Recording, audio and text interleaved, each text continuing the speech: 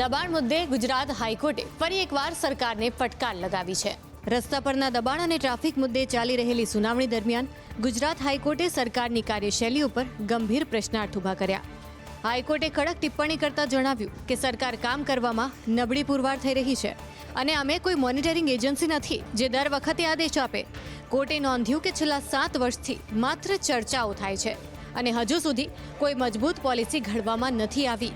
માત્ર કોર્ટમાં સુનાવણી હોય ત્યારે જ કામ કરવાનો દેખાડો કરાય છે। અદાલતે માનવીય અભિગમ સાથે ટકોર કરી કે લોકો રોજગારી માટે રસ્તા ઉપર મહેનત કરે છે। જો સરકાર યોગ્ય પ્લોટ કે જગ્યા ફાળવવામાં નિષ્ફળ રહેશે તો દબાણો અનિવાર્યપણે થશે જ। દબાણ અને ટ્રાફિક મામલે કાયમી ઉકેલ લાવવા માટે કડક કાર્યવાહીની જરૂરિયાત હોવાનો હાઈકોર્ટે ભાર મૂક્યો। આ મામલે આગામી સુનાવણી 27 એપ્રિલના રોજ કરાશે। તંત્ર બનવી રાજકોટમાં આધાર કાર્ડ અને જન્મના દાખલાઓના લિંકિંગ મુદ્દે વહીવટી ખેંચતાણને કારણે નાગરિકો હાલાકી ભોગવી રહ્યા છે। લગભગ 20 લાખથી વધુનો રેકોર્ડ હજુ પણ અપલોડ કરવાનો બાકી। રાજકોટ મનપાના જન્મ મરણ વિભાગ અને આધાર કાર્ડ કેન્દ્રો વચ્ચે ચાલી રહેલી સંકલનની કમીના કારણે શહેરીજનો મુશ્કેલીમાં મુકાયા છે। નવા નિયમ મુજબ આધાર કાર્ડમાં કોઈ પણ સુધારો કરવા માટે જન્મનો દાખલો CRS પોર્ટલ પર લિંક હોવો અનિવાર્ય છે, પરંતુ ટેકનિકલ મર્યાદાઓને કારણે આ કામગીરી અત્યંત ધીમી ચાલી રહી છે। હાલમાં દરરોજ 200થી વધુ લોકો કચેરીના ધક્કા ખાઈ રહ્યા છે, કારણ કે વર્ષ 1945થી 2020 સુધીના આધારે 20 લાખ લોકોના રેકોર્ડ હજુ પણ પોર્ટલ પર અપલોડ કરવાના બાકી છે। સૌથી મોટી સમસ્યા એ છે કે હાલમાં મહિનામાં માત્ર 100 રેકોર્ડ જનરેટ કરવાની જ મંજૂરી છે, જેને જોતા કામગીરી પૂર્ણ થતાં વર્ષો નીકળી જશે। મનપાનો જન્મ મરણ વિભાગ પૂરતો એક્સેસ ન હોવાનો દાવો કરી રહ્યો છે, જ્યારે સ્ટેન્ડિંગ કમિટીના ચેરમેન આ ગંભીર મુદ્દે રાજ્ય અને કેન્દ્ર સરકારમાં રજૂઆત કરવાની ખાતરી આપી રહ્યા છે। જ્યાં સુધી ટેકનિકલ ગૂંચ ઉકેલાશે નહીં ત્યાં સુધી સામાન્ય નાગરિકોને આધાર કાર્ડ અપલોડ કરવામાં તકલીફ પડશે। પાણીપુરીના વેપારીઓ પર અમદાવાદ મ્યુનિસિપલ કોર્પોરેશનની તવાઈ।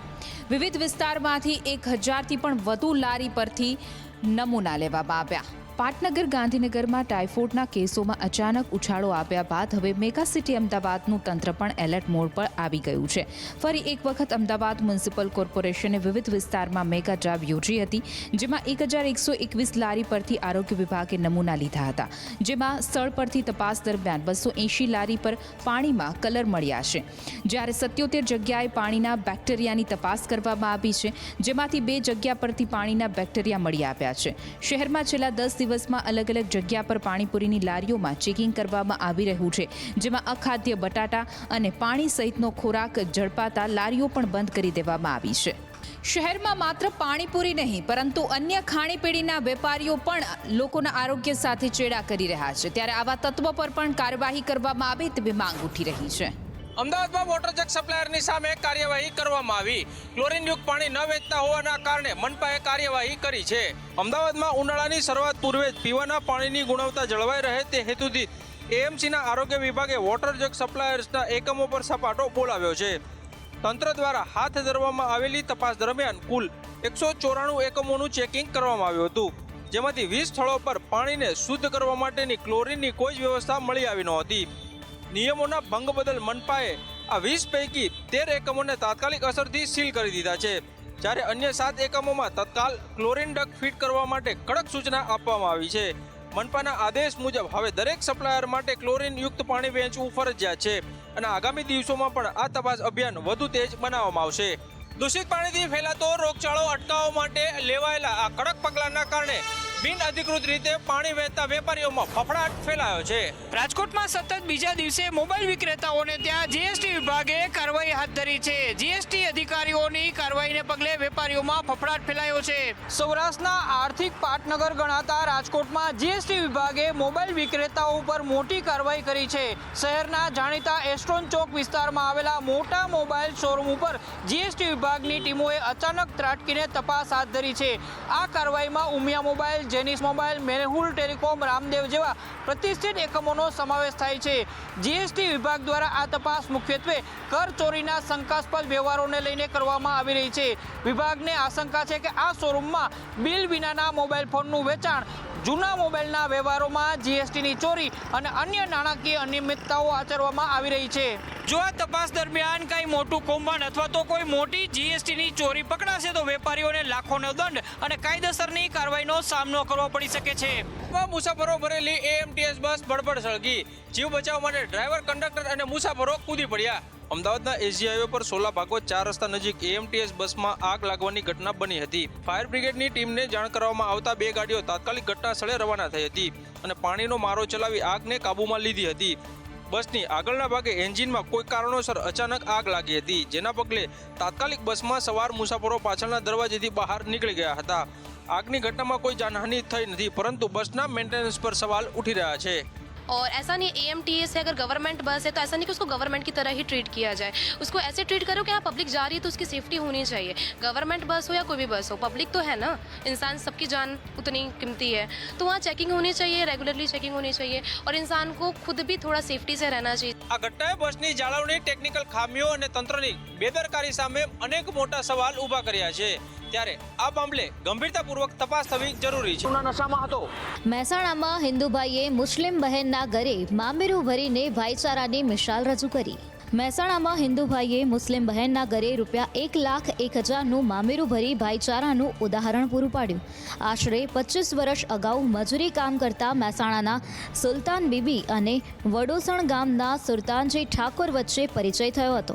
આ સાથે મજૂરી કરતા ભાઈ બહેનનો એક પવિત્ર અને અતૂટ સંબંધ બંધાયો. તાજેતરમાં સુલતાન બીબીના પુત્ર અરમાન અને તેમની પુત્રીના લગ્ન પ્રસંગમાં સુલતાનજી ઠાકોરે પોતાની ધર્મની બહેન પ્રત્યેની ફરજ અદા કરતા મામા તરીકેની જવાબદારી સ્વીકારી. સુલતાન બીબીના પોતાના સગા ભાઈઓ હોવા છતાં સુલતાનજીએ આગળ આવીને ₹1,01,000ની રોકડ રકમ સાથે મામેરું કર્યું. બેડિયાસન જીઆરડીસીમાં મજૂરી કામ કરતા હતા, ત્યાંથી અમારો ભાઈબંધનો સંબંધ છે અને હું મામેરું લઈને નાગલપુરમાં આવ્યો છું. ₹1,01,000નું મામેરું ભરવાનું છે અને બહુ સારું છે. હવે નાગલપુર એમનું સાથ સહકાર આલ્યો અને અમારા ભાઈચારો સારામાં સારું છે. કંકુ તોલના એમને કર્યા, અમે કર્યા, બહુ સારામાં સારું છે. કોઈ એકતા નહીં કરવાનું અને આપણે ભાઈચારા જેવું રહેવાનું, એ સંદેશ હું આપું છું. હિન્દુ મુસ્લિમની આ અનોખી જોડીએ સાબિત કરી દીધું છે કે લોહીના સંબંધો કરતાં ક્યારેક લાગણી અને માનવતાના સંબંધો વધુ ઊંડા હોય છે. ગુજરાતી ફિલ્મોના સુપરસ્ટાર વિક્રમ ઠાકોરે રાજકારણમાં જોડાવાના સ્પષ્ટ સંકેત આપ્યા. અંબાજી ખાતે ભવાનીધામ સંકલ્પ યાત્રા દરમિયાન તેમણે કહ્યું કે આજે નહીં તો કાલે રાજકારણમાં જોડાઈશ. યાત્રાધામ અંબાજી ખાતે આયોજિત ભવાનીધામ સંકલ્પ યાત્રામાં ગુજરાતી ફિલ્મોના સુપરસ્ટાર વિક્રમ ઠાકોરે જાહેર મંચ પરથી એક મોટું નિવેદન આપ્યું, જેનાથી તેમના રાજકારણમાં પ્રવેશની અટકળો પર તેજ થઈ ગઈ છે. લાખો ચાહકો ધરાવતા અભિનેતાએ મંચ પરથી સ્પષ્ટ શબ્દોમાં જણાવ્યું હતું કે તેઓ આજે નહીં તો કાલે ચોક્કસપણે સક્રિય રાજકારણમાં જોડાશે. રાજકારણમાં આજ નહીં તો કાલે જોડાઈશ. બાપુની જોડી લેતો જય મારા. સમાજના ઘણા બધા એવા આગેવાનો, સારા આગેવાનો છે જે મને એમના ઉપર વિશ્વાસ છે. ભરતભાઈ, અગાઉ અનેકવાર તેઓના રાજકારણમાં આવવાની ચર્ચાઓ થતી હતી, પરંતુ પ્રથમવાર જાહેરમાં તેઓએ પોતાની ઈચ્છાઓ વ્યક્ત કરી છે. રાજકોટના જંગલેશ્વર વિસ્તારમાં 1350થી વધુ દબાણકારોને ત્રીજી વખત અપાઈ નોટિસ. હાઈકોર્ટમાં દબાણકારોએ કરી હતી પિટિશન. રાજકોટના જંગલેશ્વર વિસ્તારમાં 1350થી વધુ દબાણકર્તાઓને નોટિસ આપી દેવામાં આવી છે અને 900થી વધુ લોકોએ રહેઠાણ અંગેના પુરાવા પણ રજૂ કરી દીધા છે અને અરજદારો દ્વારા રજૂ કરવામાં આવેલા વેરા બિલ, લાઇટ બિલ અંગે પુરાવાની ચકાસણી છે તે હાથ ધરવામાં આવી રહી છે. અમારા સરકારશ્રીને કહેવાનું એ છે કે જો અમે 68થી આ લોકો અહીંયા રહીએ છીએ, 71ના તો પુરાવા રજૂ કર્યા છે, એ સિવાયના જો રેકર્ડ તંત્ર અને કલેક્ટર તંત્રને જોતું હોય તો 68થી આજ લગી જે લોકો મતદાન કરે છે એ મતદાર યાદી તો કલેક્ટર પાસે છે. અમારા વિસ્તારની અંદર જે તે સમયે 19 જેવી દુકાનો, સસ્તા અનાજની દુકાનો હતી, એ દુકાનોના ડેટા લઈ લ્યો તો પણ ખબર પડશે કે અમારા વિસ્તારના કોણ રહીએ છે. એટલે અમારે પુરાવા તો ખોટા માગે છે આ લોકો. આ સરકારી જમીનની કિંમત અંદાજે 220 કરોડ રૂપિયા થાય છે.